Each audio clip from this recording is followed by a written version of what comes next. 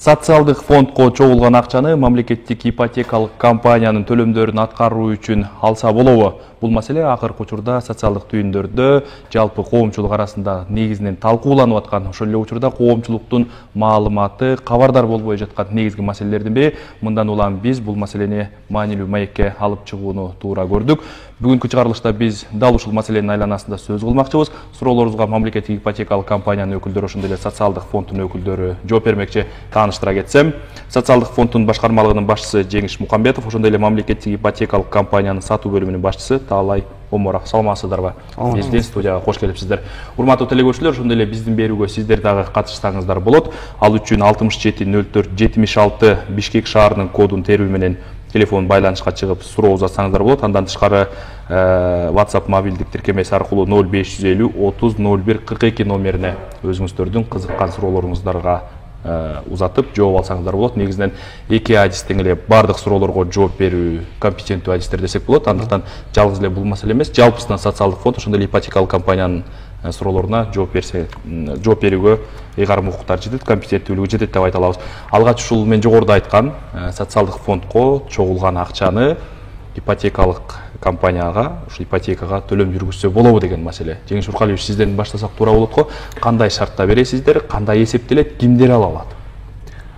Биринчиден, жалпыга маалымат катарында айтып кетели. Бул топтомо фонд качан киргендигин айтып кетсек, 2010-жылы пенсиялык системага кирген, кошумча каражат топтоо иретинде. Бул болсо 2% өлчөмүндө айлык акынын ар бир иштеп аткан адамдын айлыгынан кармалат өзүнөн. Мурун пенсиялык фондко 8% төлөп жүргөн болсо, андан тышкары 2% менен ошону менен айлыгынан 10% фондторго төлөйт. Топтомо фонддун айырмачылыгы 2010-жылы кирген. Бул каражаттар инвестицияга жумшалат дагы, кийин пенсияга чыкканда негизги максаты ошондой эле. Пенсияга чыккан учурда пенсиясына кошумча каражат катары төлөнүп берилмек. 2%дан топтолгон акча каражатынын үстүнө үстөк төлөмдөр кошулат. Анткени бул акча каражаты нак акча болгондуктан инвестицияга жумшалат, баалуу кагаздарга жана банктардын депозиттерине. Учурда бул системанын катышуучулары болуп, 1964-жылдын 1-январынан кийин төрөлгөн эркектер жана 1969-жылдын 1-январынан кийин төрөлгөн аялдар катышат. Анткени ага чейин төрөлгөндөрдүн топтогон каражаттары инвестициялык кирешеси мындай көрүнүктүү өлчөмдө топтолбой калат экен. Ошондуктан анын кажети жок деп, ал буга чейин төрөлгөндөрдүкү толугу менен пенсиялык фондко 10%ден кетет. Ал эми 2% топтолгон каражаттар кийин пенсияга чыкканда алат деп айтып кеттим. Тилекке каршы калктын калың катмары талаптар экен учурдун. Ипотекалык насыяга турак жайы жоктор кайрылып банк аркылуу жана мамлекеттик ипотекалык компания аркылуу турак жайга алып аткандар бар да. Анан ошолордун көйгөй маселеси болуп калгандыктан, эмне үчүн биз өзүбүздүн топтогон акчаларыбызды бизге керектүү учурда пайдалана албайбыз дегенден келип чыккан маселе.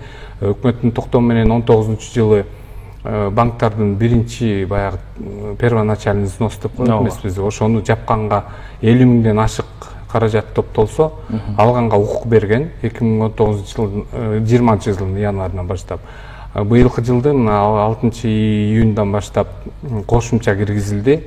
Мурда алган ипотекалык насыя алгандар дагы ошол учурдагы төлөмдөрүн жапканга мүмкүнчүлүк түзүлүп берип атат. Бирок негизги шарты 50 миң сомдон ашык каражат болуш керек жеке эсебинде. Андан төмөн болуп калса тилекке каршы берилбейт. Ал кийин пенсияга чыккан учурда гана алынат да. Анан дагы бир өзгөчөлүгү, мурда ошол насыя алган кишинин өзүнүн эле каражатын алып кете ала турган болсо, азыр үй бүлөмүздөр жубайы расмий түрдө никеде турса, анда ал кишинин дагы жеке эсебинде 50 миңден ашык акчасы болсо, баягы бир эмес бир болуп аткандан кийин, турак жайы бир болуп аткандан кийин экөөнүн тең акчасын ошол жапканга, каражатын пайдаланганга мүмкүнчүлүк берилип атат.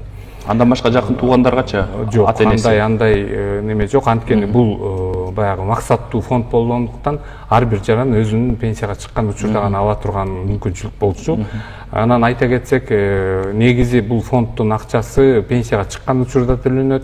Же болбосо туруктуу башка четке мамлекетке чыгып кеткен жашоого кетип атса, анда толугу менен алып чыгып кетет инвестициялык кирешеси менен. Анан дагы бир өзгөчөлүгү бул мураскорлорго мурас катары өтүп кетет да. Пенсиялык фонддун каражаттары берилбейт, анткени ал учурдагы төлөмдөргө төлөнүп кеткендиктен топтолгон каражат жок болуп эсептелет. Баягы шарттуу түрдө өзүнүн жеке эсебинде жазуу түрүндө калат. Бирок акча каражаты учурдагы пенсионерлердин пенсиясына төлөнөт, пенсиялык фонддуку. Топтомо фонддуку өзгөчөлөнүп, мураскорлоруна мурас катары өтүп кете берет. Эгер эми анын бетин ары кылсын, бирок баягы камсыздандырылган адам төлөп жүрүп каза болуп калса, анда үй бүлөмчүлөрү, жакындары ушул немени мураска ким укугу болсо ошол кишилер толугу менен топтомо фондду акчасын алганга укуктуу. Бир жолу алабы же бөлүп пенсия катары чыгарып бересиздерби сиздер кандай? Жок, бул жерде баягы эме коюлган болчу, кийин алып салдык. Азыр эми өзүнүн калоосу менен бөлүп алса болот, бирок негизинен басымдуу бөлүгү бир эле алып кетип атат. Анан дагы бир айта кетүүчү нерсе, жана оор ооруларга дуушар болгондор бар да, бизде онкологиялык жана кан тамыр жүрөк ооруларына. Ошонун тизмесин биз Саламаттык сактоо министрлиги менен тастыктап бекитип берген. Ошого жараша ошол ооруга жана операцияга, кымбат баалуу операцияларга, маселен бөйрөгүн алмаштырган жана башка. Эми ал жерде бөйрөк деп көрсөтүлгөн эмес, негизинен жүрөккө операция. Анан онкологиялык ооруларды кымбат дарылоо талап кылынгандыктан ошону алып кеткенге каражаттарын, бирок айта кетүүчү нерсе, бул каражаттар нак акча түрүндө колуна берилбейт. Муну эстеп калыңыздар. Кээ бир ойлойт экен, барып эле алып алабыз деп. Андай эмес, ал мекеменин банктын эсебине гана которуу жолу менен гана берилет. Ошондуктан ушундай шарты бар. Анан дагы жанагы кирип 6-июнда күчүнө кирди деп аткан токтомго ылайык, жумушсуздук боюнча да 3 айлык мөөнөттүн ичинде ушул каражаттарын алганга мүмкүнчүлүк берип атат да. Анткени жумушсуздук каттоодо турса, баягы борборлор бар эмес, биз жумуш менен камсыз кылуу. Ошол жерден расмий түрдө бизге тастыктоочу документ алып келсе, эсебинде болгон акчасын 3 айдын ичинде 7.000ден баягы жашоо минимумунан ашпаган өлчөмүндө 3 ай алганга мүмкүнчүлүк берилип атат. Эгер 10.000 болуп калса, анда 1 эл алып кетет. Бирок айта кетүүчү нерсе, бул ипотекалык насыяга дагы жанагындай ооруга, башка учурларга алып чыгып кеткенден кийин, андан ары жараныбыз иштей берсе, кайрадан топтоло берет да, 2% өлчөмүндө. Баягы 0го түшүп калган сумма жеке эсебине кайрадан 2% топтоло берет. Кечирип сурайм, бизде телефон чалуу бар экен, мүмкүн болсо кабыл алсак. Саламатсызбы, урматтуу көрөрман, биз сизди угуп атабыз. Алло. Саламатсызбы, биз сизди угуп атабыз. Сурооңузду берсеңиз болот, мүмкүн болсо жаныңыздагы сыналгынын үнүн бир аз азайтып коюңуз.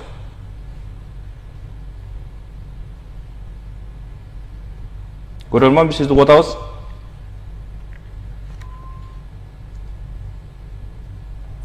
Урматтуу көрөрман, биз сизди угуп атабыз. Сурооңузду берсеңиз болот. Байланышта маселе болуп калды көрүнөт. Урматтуу көрөрман, кайрадан бизге байланышка чыкканга аракет кылыңыз. Талай мырза, биздин ушул сиздерден ипотека алган жарандар жогоруда айткан төлөмдөрүн алыш үчүн кандай кагаздарды топтошу керек, кайсыл жактарга кайрылышы керек? Сиздер тараптан. Биз тараптан негизи бул документтердин баары негизи соцфонддон жана банктан келет. Анткени ипотекалык кредити банктан берилет. Ошондой эле топтоолордун суммасын социалдык фонддор айтат. Андыктан жарандар биринчи социалдык фондго кайрылат, өзүнүн жергиликтүү райондук башкармалыктарга кайрылат. Ошол жакта выписка алат, канча суммасы бар топтолгон счетунда. Ошол менен ипотека алып аткан жалган банкка барат. Ал жактан банк бизге бир кат жазат. Ушундай жаран бизге кайрылды, ипотека алып атат, баштапкы төлөм катары социалдык фонддогу каражаттарды колдонот деп. Анан бизге жөнөтөт. Биз карайбыз, негизги талаптар бар. Ипотекалык кредит алып атканда турак жайы жок болуш керек деген. Эгерде ошол талаптарга туура келсе, биз жообун банкка жана социалдык фондко жөнөтөбүз. Бул жаран токтомдун негиздерине туура келет, шарттарына колдонсо болот деп. Андан кийин каражатты социалдык фонд банкка жөнөтөт. Бизде телефон чалуу бар экен, мүмкүн болсо кабыл алсак. Саламатсызбы, урматтуу көрөрман? Биз сизди угуп атабыз, сурооңузду берсеңиз болот. Урматтуу көрөрман, саламатсызбы? Алло.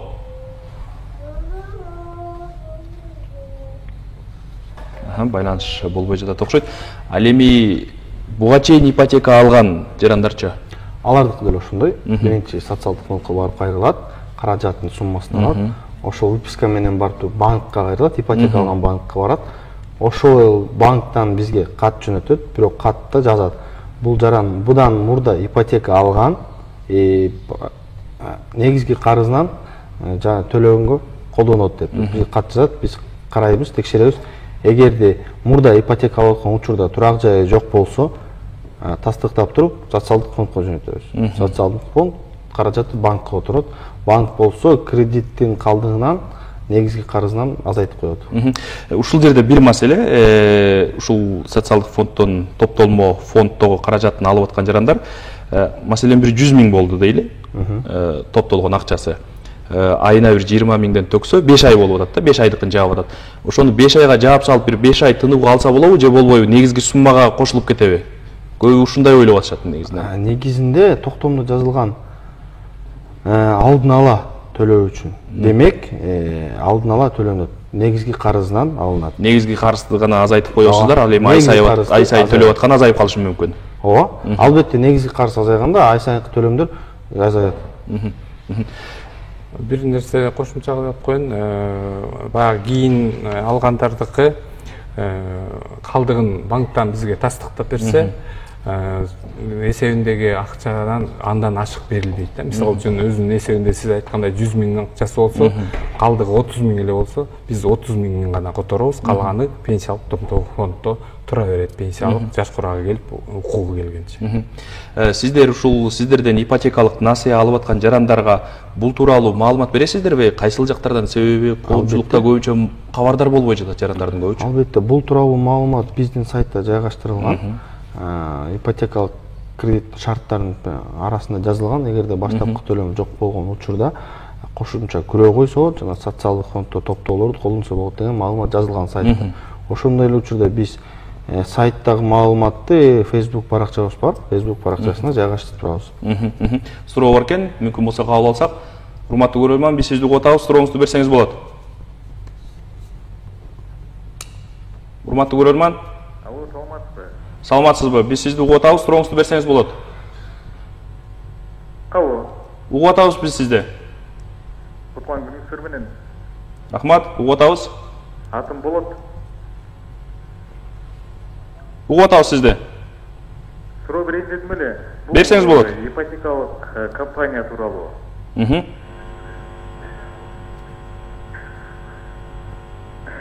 Биз жеке жактан ушул ипотека алдык эле да, анан ушул мамлекет тарапка өткөзө алабызбы? Жеке банктан, Демир банктан алганмын дедиңиз, э?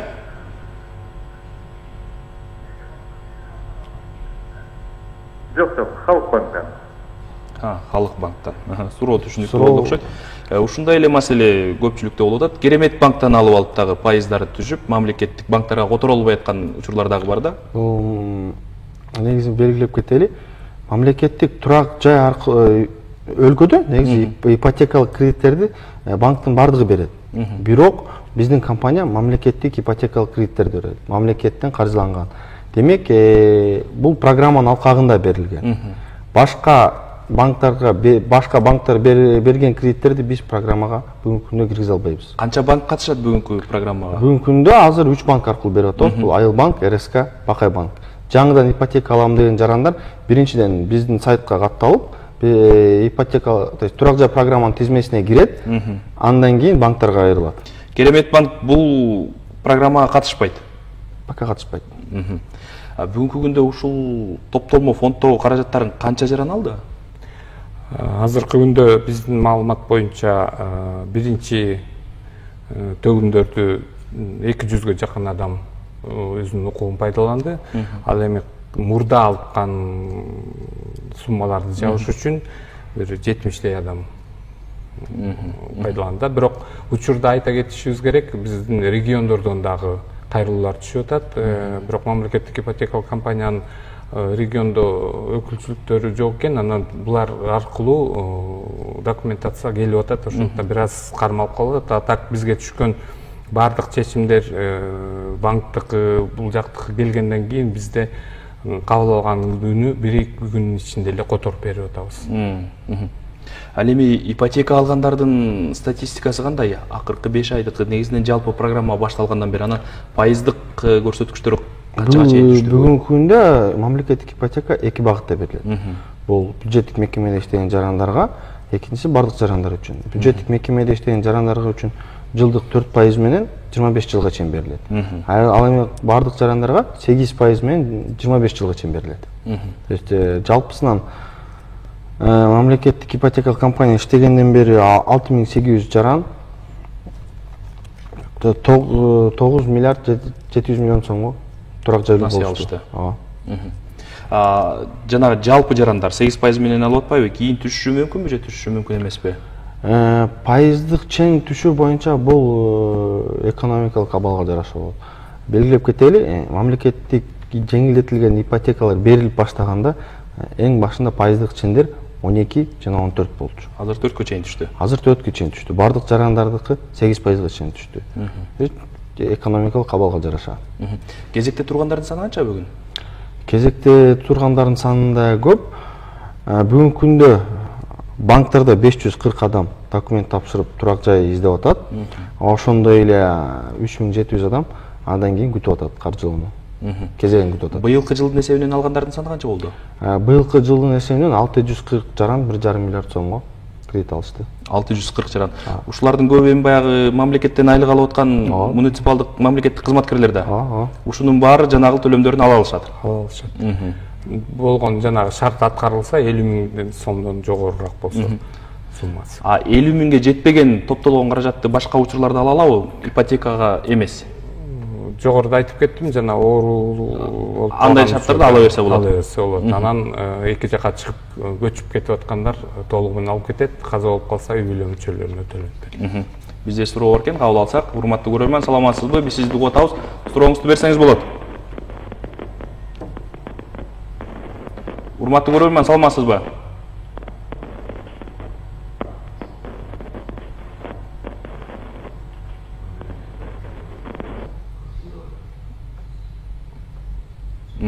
Байланышта маселе болуп жатат окшойт.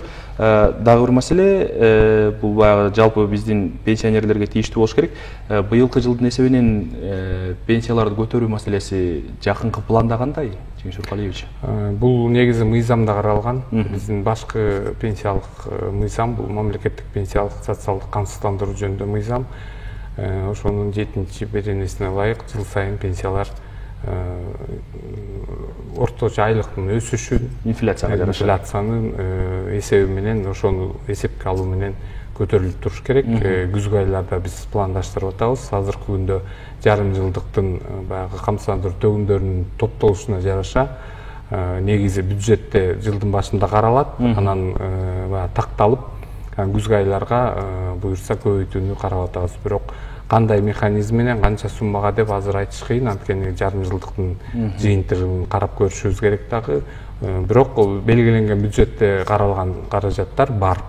Андан ашыгыраак балким болуп калышы мүмкүн, анткени план кандай аткарылса төгүмдөр боюнча ошого жараша дагы биз маалымат беребиз. Президент буга чейин айрым ушул маалыматтарында эгерде экономикалык абалыбыз жол берсе, август айларында дагы бул маселени карап көрөбүз дегендей пикирин айтты эле да. Күн тартибинде бул маселе барбы же жокпу? Азырынча бизге андай тапшырма берилген жок, бирок биз күзгү айларга октябрь айына пландаштырып атабыз. Дагы бир маселе, ушул мындан бери 2 ай мурда сиздер ушул талкуу болду эле, пенсия жашын көбөйтүү жана башка боюнчачы долбоор сунушталат деген. Бул маселе бүгүнкү күндө кандай каралып атат? Коомдук талкууда эле? Жалпы эле каралууда, бирок ал жерде бир топ маселелер бар. Бири эле жаш курактуу эми айтылган сөз немеге документке түшмөйүнчө бир нерсе деп айтыш кыйын. Ошондуктан бул долбоор сунуш иретинде эле болчу да, долбоор талкууга эле чыгарылган болчу да. Анан эми резонанс болуп кетти, көтөргөн атыптыр мындай болуптур деп. Бирок бул эми мезгилдин талабы болуш керек. Бара баягы демографиялык көрсөткүчтөргө жараша жашоо узактыгы жогорулаган сайын жыл сайын пенсионерлердин санынын өсүшү, бюджетке түшкөн оорчулукка жараша биз ошого жараша реформага баралы деген ниет менен жасалып атат да. Анан айта кетишибиз керек, эми бир моментте эле алып туруп баарын мындай жашты көтөрүп салуу деген пландарыбыз да жок. Бул жерде жана бийик тоол шартта жашаган иштегендердики 2008-жылы жалпы жаш курак көтөрүлгөндө булардыкы ошол мезгилдеги талабы менен калып калган.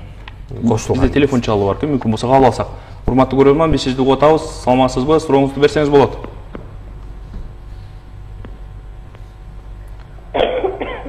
Саламатсызбы? Урматтуу көрөрман, саламатсызбы? Биз сизди угуп атабыз. Сурооңузду берсеңиз болот.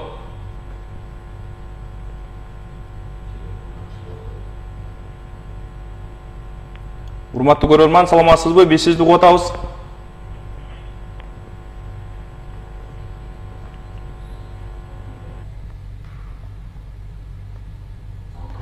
Урматтуу режиссерлор, эгер мүмкүн болсо телефонду кошуп атканда көрөрманга айтып койсоңуздар, биз сизди кошуп атабыз деп. Менимче көрөрмандар байланышка кошулуп аткандыгы тууралуу маалымат болбой жатат окшойт. Күтүп тургандай абалда болуп атышат. Маегибизди мындан ары уланта берсек, Жеңиш Уркалиевич, бүгүнкү күндө ушул Кыргызстанда пенсия алгандардын саны кандай, анан жогоруда айтып атпайсызбы, демографиялык өсүүгө байланыштуу жаш курак уламдан улам жогорулуп атат депчи. Сиздердин жогорудагы сунушуңуздар кандай эле? Муну бир жакында ишке ашырылган маселе катары карасак болобу? Жалпы жаш куракты жогорулатуу деп каралган жок. Эми кээ бир категориядагылардын жана мөөнөтүнөн мурда чыгып аткан категориядагылардын балким маалы менен этап менен өзгөртүүгө дуушар болушу мүмкүн. Бирок жалпы жаш курак азырынча 58-63 менен эле турат, эч кандай өзгөрүү болгон жок. Ошону менен азыркы күндө пенсия алуучулардын саны 725 миңден тегерегинде болуп калды. Жыл сайын 20-25 миңге чейин көтөрүү жогорулап атат. Бул дагы ар бир ошо жыл сайын баягы пенсияны жогорулатуудан башка санын өсүшү дагы бюджетке баягы кошумча каражаттарды талап кылат да. Бирок биз жыл сайын анын эсеби менен бюджетти бекиткенде ошонун эсеби менен жана жогорулатууну канча каражат кете тургандыгын алдын ала эсептеп, бирок такталган маалымат менен анан жайкы айлардан кийин август айларында эсептөөлөрдү баштайбыз. Биздин WhatsApp номерге келген суроолордун ичинен басымдуу бөлүгү ипотекадан башка кандай учурда алсак болот деген суроолор экен. Тилекке каршы биз буга жооп бердик элек. Ошентсе дагы кыска нуска айтып кое аласызбы? Себеби пенсияга катарга жаңыдан кошулуп аткан көрөрмандар болушу мүмкүн. Негизги максаттуу фонд болгондуктан бул пенсияга чыкканда алат. Пенсиянын негизги бөлүгүнөн сырткары топтомо фонддун каражаттардын инвестициялык кирешеси менен алат. Сыртка чыгып кетип аткандар ала алат. Каза болуп калса мураскорлор ала алат. Жана оор ооруларга дуушар болгондор ала алат. Жана ипотекалык насыя турак жай алганда ошону жапканга ала алат. 10 жылдык болжолдуу түрдө тажрыйбасы болгон адамдын акчасы канча болушу мүмкүн ушул топтомо фонддо? Бул түздөн түз анын айлыгына жараша болот. Анткени 2%ды ар бир адам өзү эсептеп алса болот да. Түшкөндө топтолгон акча каражаты, мисалы үчүн айлыгына канча болсо, ошондон 2%ы топтомо фондко түшөт. Бул жана баалуу кагаздарга, банктык депозиттерге салынып, үстүнө үстөк кошулуп, анан жыл сайын биз ошо үстүнө түшкөн акчасын эсептеп кошуп берип атабыз. Мен мугалим болуп иштейм, соцфондко ай сайын кармалат. Ошондон алса болобу же башка төлөм болобу? Аялым пенсияга чыкканда 1 сом жардам болгон жок, мен түшүнбөдүм деген экен. менимче мугалимдер ала алат. Пенсияга чыккан мугалимдер ала алышы мүмкүнбү? Бул жерде мындай маселеде мен жана бекеринен айткан жокмун, жылдын кайсы жылдан бери төрөлгөндөр деп. 64-жылга чейин төрөлгөн эркектер тилекке каршы бул системада катышпайт. Жана 69-жылга чейин төрөлгөн аял кишилер катышпайт. Болгону 2010-11-жылы ушул бардык категориядан кармалып калган, бирок 2012-жылдын январынан баштап жанагы айтылган датага чейин төрөлгөндөр системадан чыгарылган. Алардыкы толугу менен пенсиялык фондко кармалат 10%, 8-2 эмес, 10% толугу менен пенсиялык фондко кармалат дагы. Пенсияга чыккан учурда пенсиянын экинчи камсыздандыруу бөлүгү болуп, жеке эсебиндеги акча каражатынын эсебинен пенсиянын бир бөлүгү болуп эсептелип, пенсия түрүндө төлөнөт. Келген WhatsAppка келген суроолордун бири болжолдуу кезек күтүү канчага чейин болот деген маселе экен да. Бүгүнкү күндө ушул арыз калтырган жарандар канчага чейин кезек күтүп анан турак жайга ээ болуп жатышат? Бул жерде биринчиден процедура мындай болот. Мамлекеттик ипотекалык кредит алуу үчүн электрондук портал аркылуу электрондук арыз берет. Электрондук арыздар каралды кезек жок. Программага катышуучу болууда кезек жок. Жарандар биздин негизги талаптарга туура келсе эле тизмеге киргизебиз. Ал эми банкка кайсы убакта барат экен жарандар өздөрү тандайт убакытын. Эгерде кээ бир жарандар мисалы тизмеге киргенден кийин эртеси күнү барат банкка, демек алардыкы батыраак болот кароо. Кээ бирки жарандар тизмеге киргенден кийин мисалы жарым жылдан кийин, бир жылдан кийин өзүнө жараша, өзүнүн шарттарына жараша башка убакытта деле кайрылса болот. Кароо мөөнөтү бүт жарандардын өздөрүнүн колунда. Кандай документтерди топтош керек? Буга чейин белгилеп кеткендей, эч кандай документ кереги жок, бардыгы электрондук түрдө. Болгону биздин сайтка кирип туруп эле кыска инструкцияны окуйт деле, ошол инструкция боюнча электрондук арызды толтуруп коет. Эч кандай справка, эч кандай документтер бизге кереги жок. Кийинки процесстерде аларды сурашыңыздар мүмкүнбү? Биз сурабайбыз. Биздин электрондук портал түндүк системасы аркылуу бардык мамлекеттик органдардын базасына кошулган. Мисалы стажды биз социалдык фонддон текшеребиз. Ошондой эле салык кызматынан да текшеребиз. Жарандар каякта иштейт, канча жылдардан бери иштейт, ошол маалыматты ушул эки мамлекеттик органдан текшеребиз. Ал эми паспорттук маалыматты каттоо кызматынан текшеребиз. Эч кандай документтер керек жок. Болгону маалыматты туура толтуруш керек. Жарандын кирешеси жана башка маселелерди банк карайт. Киреше боюнча банк карайт ооба. Кирешеге жараша үйдө алуу мүмкүнчүлүктөрү кандай? Бир бөлмөлүү, эки бөлмөлүү же квадратына кандай эсептелет бул маселе? Бул маселе кирешеге жараша каралат. Ал эми турак жайдын баасы регионго жараша болот. Бизде телефон чалуу бар экен, мүмкүн болсо кабыл алсак. Саламатсызбы, урматтуу көрөрман? Биз сизди угуп атабыз, сурооңузду берсеңиз болот. Урматтуу көрөрман, биз сизди угуп атабыз, сурооңузду берсеңиз болот. Сурооңузду берсеңиз болот. Суроо береңиз эле. Ана топтомо топту маалыматым жок, мен пенсионермин, Баткенде чалып атам, Ленинград районунан. Бул кандай топтомо топ? Биз кече дагы бары албайбыз топтомо топту. Ошол билендер менен. Жана 64-жылдан 60-жылга дегенде чалап укпандан чалып атам ошону себебинен. Мен түшүнгөнүмө караганда бардыгы эле бул системага катышабы деген суроо болуп атат окшойт. Мен дагы бир жолу айтып кетейин. 64-жылга чейинкилер эч кандай топтомо фондко катышып акча каражаттарыңар топтолгон эмес. Ошондуктан кайрылуунун кажети жок. Убарат болбоңуздар, анткени сиздерди ал системада катышпайсыздар. 64-жыл, 69-жылдан жаш муундагылар бул системага катышат да келечекте ошол пенсиялык топтомо фонддун каражаттарын пенсиясына кошумча кылып алат.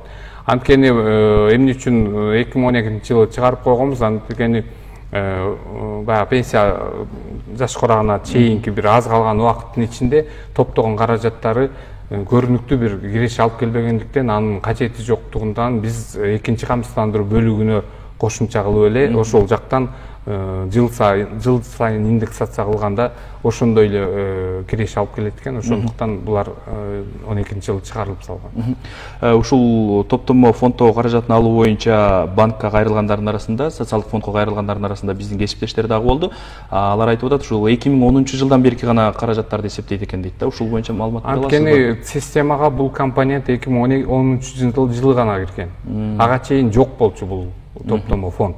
Өзүнчө фонд түзүлүп, бирок социалдык фонддун ичинде дагы бир фонд түзүлгөн. Ошол 10-жылдан кийин гана биз 2% өлчөмүндө киргиздик. Өзүңүздөргө мурдатан белгилүү болгондой, Казакстанда 10% болчу. Анан биз башка мамлекеттердин баягы тажрыйбасын карап отуруп, көбүрөөк процентти алып алсак, аны дагы инвестициялык немелерге жумшаганга тийиштүү багыттар керек да. Бизде баалуу кагаздардын рыногу анча өнүп көргөндүктөн, ал баягы топтогон акча каражаты жөн эле иштебей жатып калбаш керек да. Киреше алып келиш керек. Ошондуктан биз 2%дан баштаганбыз. Балким келечекте бул пайыздар көтөрүлүшү мүмкүн. 3%, 4% болуп калышы ыктымал. Бул жерде өнүктүрүшүбүз керек да, негизи бул системаны. Карапайым ушул социалдык фондко айлыктан эсебинен төлөм аткарып аткан жарандардын түшүнбөгөн бир маселеси бар да. 10%га чейин кармалып атпайбы? 2% гана ушул топтомо фондко кетип атат. Калганы каяка кетет деген? 8% пенсиялык фондко кетет. Тилектештик система иштеп аткандыктан, учурдагы иштеп аткан адамдар, биз сиздер менен айлык алып аткандар. Ушул маселеге кийинчерээк кайрылсак, Жеңиш Нуркалыевич, мүмкүн болсо бизде суроо бар экен, кабыл алып коелу. Урматтуу көрөрман, саламатсызбы? Биз сизди угуп атабыз. Саламатсызбы, урматтуу көрөрман? Биз сизди угуп атабыз.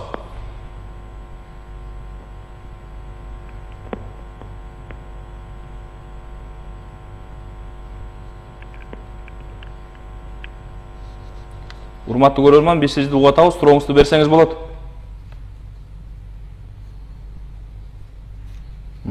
Тилекке каршы байланыш үзүлүп калды окшойт. Ушул көп учурда түшүндүрө кетейин. Негизи айлык акыдан 27,25% кармалат. Бул мунун ичинде 4 фондко кармалат. Топтолуучу фондко, топтомо фондко 2%, пенсиялык фондко жалпысынан алганда 23%, 2% немеге кармалат, медициналык камсыздандыруу фондуна. Жана 0,25 эмгекчилердин ден соолугун чыңдоо фондуна кармалат да. Анан айтып атпайбызбы, 10% жеке ар бир адамдын айлыгына кармалат да, калган 17,25%-ын иш берүүчү төлөйт.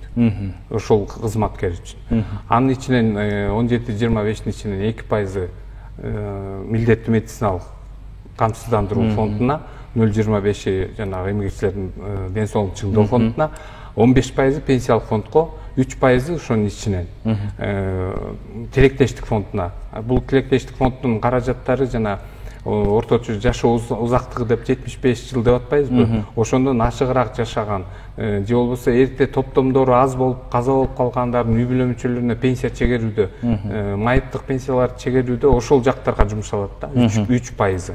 Ошондо 12% пенсиялык фондко иш берүүчүнүн эсебинен, 8% иштеген адамдын өзүнүн эсебинен. Ошондо ар бирөөнүн жеке эсебине 20% пенсиялык фонддун топтомдору, 2% өзүнчө топтолумо фонддун эсебине кетет. Ушул жерде өткөндө сиздердин сунушта иш берүүчүгө каралган 17%га жеңилдиктерди берүү боюнча сунушуңуздар бар эле. Ушул боюнча маалымат бересизби? Бул боюнча сунушубуз бар эле. Ал жерде чындыгында эле баягы ачык көрсөтүп, айлыкты так санына жараша адамдардын көрсөтсө, жеңилдетүүлөр бар да, 4%га чейин иш берүүчү. Мисалы үчүн 17,25-тен 4%га чейин түшүп атат. Кандай шартта? Ал жерде деген эми 15 адамга чейин иштесе, айлыгы жана орточо республикадагы көрсөткүчтөн жогорураак болсо көрсөтсө, анда ушундай шартка түшөт да. Эгер анын иштеген адамдардын саны азыраак көрсөтүлсө, же болбосо айлыгы төмөнүрөөк болсо, анда 16%. Ушу жалпы, анан ушун 12%, то есть. Анан ошону менен биз ушундай жеңилдиктерди берип атабыз да, анткени билесиздер да, баягы орто бизнесте жүргөндөр, жанагы иш менен камсыз болуп аткандар айтып атат, бизге оорчулук түзүп атат. Анткени биз басымдуу бөлүгүн биз төлөп калып атабыз дагы, ишкер өзү аз төлөп калып атат. Ошондуктан биздикин азайтып берсеңиз, биз анан айтып атабыз, анда көмүскөдөн чыккыла, айлык акыңарды так көрсөткүлө, иштеген адамдын санын так көрсөтсөңүз, жанагындай шарттарда төлөйсүңөр. WhatsApp'ка келген суроолордун бири патент менен иштегендерден соцфондко алынабы деген маселе экен. Алынат, анткени патент бул иш менен иштеп аткандыгын тастыктоочу документ. Кандайдын иш аткарбасын социалдык төлөмдөр милдеттүү түрдө жүргүзүлүш керек. Өзүнүн тарифтери бар, ал жерде дагы көптөгөн тарифтери бар. Муну азыр эми салык кызматы жыйнап аткандыктан толугураак маалыматты биздин сайт аркылуу, же болбосо 1202 телефондор аркылуу кол борборубуз бар, алсаңыздар болот. Же ишеним телефондору 54 33 16 57 66 61 деген телефондор менен алсаңыздар болот. Же болбосо электрондук кызматыбыз бар. Жана айтып кеттик, жеке камсыздандырылган адамдын өздүк кабинетин ачып алсаңыздар болот. Калктык тейлөө борборлоруна барасыздар дагы, паспорттарыңыздар менен каттоодон өтүп, сыр сөз берилет. Ал сыр сөз менен интернетке баягы байланышка мүмкүнчүлүк бар жерден, же болбосо уюлдук телефондон деле социалдык фонддун сайты аркылуу, же болбосо түндүк системасы аркылуу кирип жеке эсебиңиздерден көчүрмө, жана банкка выписка деп атпайбызбы, убара алып кереги жок да. Канча сом бар экенин ошол кайрылуу аркылуу эле электрондук түрдө алсаңыздар болот. Бул кызматты биз өнүктүрүп атабыз, бирок тилекке каршы көп маалымат деле берип атабыз, анан барбай атышат да. Калктык тейлөө борборуна барганда эринбестен ошол жерден өздүк кабинет ачып койсоңуздар, сиздердин ыңгайлуу болот да. Бул кайрылуу жасаганга, кийин пенсияга чыкканда деле электрондук түрдө эле баягы документтердин баарын көчүрмө жасап туруп эле жөнөтпөйсеңер, социалдык фондко келип кезекке туруп кереги жок. Арызыңар кабыл алынган болуп эсептелип, ушундай түрдө алган азыр пенсионерлерибиз бар. Үйүнөн чыкпай же жумушуна отуруп эле интернет аркылуу эле каттоодон өтүп туруп арызын берип коет, пенсияга чыгып калат. WhatsApp'ка келген суроолордун бири, эжем КСИНде иштейт, жалгыз бой, ипотекага үй ала алабы дейт. КСИНде бул жазаларды аткаруу боюнча мамлекеттик кызматы болуш керек. Ушул жерде аскер адамдары айрым учурда буларга мамлекет тарабынан үй берилет эмеспи? Алар кезикте турган болушу ыктымал да, ушундай шартта ипотека ала алышабы алар? Же кызматтык үйдө жашап аткан? Белгилеп кетели. Бул ипотека мамлекеттик жетесиздер. Маселе эмес? Мамлекеттик ипотекалык кредит алганда жалпы шарттар бар. Бул биринчиден турак жайы жок болуш керек, жана бюджеттик мекемеде иштеш керек. Эгерде ушул шарттарга туура келсе, эжеси албетте ала алат. Кызматтык үйдө жашап аткандар маселе болушу мүмкүнбү? Кызматтык үй да, демек бул жеке менчик эмес да. Кийин менчикке өтүшү мүмкүн деген шартта жашап аткандар дагы бар. Андай учурда, бул андай учурларды биз индивидуально жекече карайбыз. То есть документтерин карайбыз, үйдүн документтерин талап кылабыз, ошонун негизинде каралат. Эгерде кийин болуп калышы мүмкүн, башкача чечим болушу мүмкүн. Биздин берүүнүн бүтөрүнө бир 2 мүнөткө жетпеген убакыт калды. Мүмкүн болсо корутунду ой айтуу үчүн эркин микрофон бергим келип турат. Жеңиш Уркалиевич, сизден баштасак. Азыр учурдан пайдаланып ошо кабар катары айтып коеюн. Баягы жашы улгайып калган бизге пенсионерлер да көп кайрылып атат да, биз дагы алышыбыз керек деп. Анан мен ушу топтомо фонд менен пенсиялык фондду жана түшүндүрүп айтып кеттим айырмасын. Нак акча болгондуктан топтомо фондко жаштар эле катышып атат. Ошондуктан убара болуп, өзүңөрдүн убактыңарды дагы баягы үнөмдөп кайрылбай эле койсоңуздар болот. Кол борбордун номери 1202, ишеним телефондору 54 33 16 57 66 61. Ошондой эле бүт аймактык башкармалыктар эртең мененки 9-дан 6-га чейин сиздердин сурооңуздарга жооп бергенге даяр. Бизде 1 мүнөттүк убакыт бар. Талай мырза. Эркин микрофон. Эгер кайрылууңуз болсо, сиздерге кайрылуу ыкчам байланыш номерлери болсо айтып калсаңыз болот. Ошондой негизги сунуш бар. Биринчиден биздин сайтка кирип караш керек. Бүт толук маалымат сайтта жайгашкан. Ошол эле сайтта бизде айрылуу номерлерибиз бар 552 98 89 01, ошондой эле 772 98 89 01. Ушул номерлер аркылуу бүт маалыматтарды алса болот. Биздин сайтта дагы караганга мүмкүнчүлүк бар, sotsfond.kz деген. Чоң рахмат. Суроолоруңузга жооп берип, убактыңыздарды бөлүп, студияга келип бергениңиздер үчүн сиздерге терең ыраазычылык билдиребиз. Урматтуу телекөрүүчүлөр, маанилүү маектин бул жолку чыгарылышында биз социалдык фондко топтолуп аткан, анын ичинде топтолмо фондко чогулган акчаны ипотекалык төлөмдөрдү жүргүзүү үчүн алса болобу деген жана башка ушул сындуу маселелердин айланасында сөз кылдык. Саламатта туруңуздар.